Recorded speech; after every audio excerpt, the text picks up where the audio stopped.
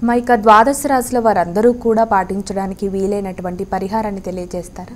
ద్వాదశ రాశుల వాళ్ళందరికీ కూడా ఈ రోజున ముఖ్యంగా అందరికీ ఉపయోగపడే విధంగా ఏదైనా చేసుకోగలిగితే శివుడికి సంబంధించిన ఏదైనా ముఖ్యమైన శ్లోకాలు కానీ లేకపోతే అష్టకాలు లింగాష్టకం బిల్వాష్టకం ఇలాంటివి వినడం కానీ చేసుకోగలిగిన వాళ్ళు చేయడం కానీ అలాగే శివుడికి సంబంధించిన ఆలయాలు సందర్శించే వాళ్ళు ఉంటారు ఇష్టంగా.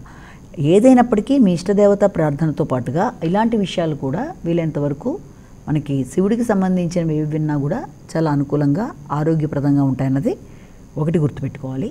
అలాగే ఇది కామన్గా చెప్తున్నది కాబట్టి ఈ జనరలైజేషన్ చేసి చెప్తున్న రాశిఫలాలన్నింటినీ వారి వారి వ్యక్తిగత జాతకంతో కలిపి అన్వయించుకొని చూసుకోవాలి. కేవలం ఇవి మాత్రమే చూసుకొని వ్యక్తిగత జాతకాన్ని వదిలేయకుండా దానితో కలిపి చూసుకోవాలి. ఇది కేవలం ఒకరిని ఉద్దేశించి చెప్పింది కాదు కనుక ఆ విధానంలో చూసుకొని వెళ్ళినట్లయితే మనకి ఇంకా క్లారిటీ ఉంటుంది.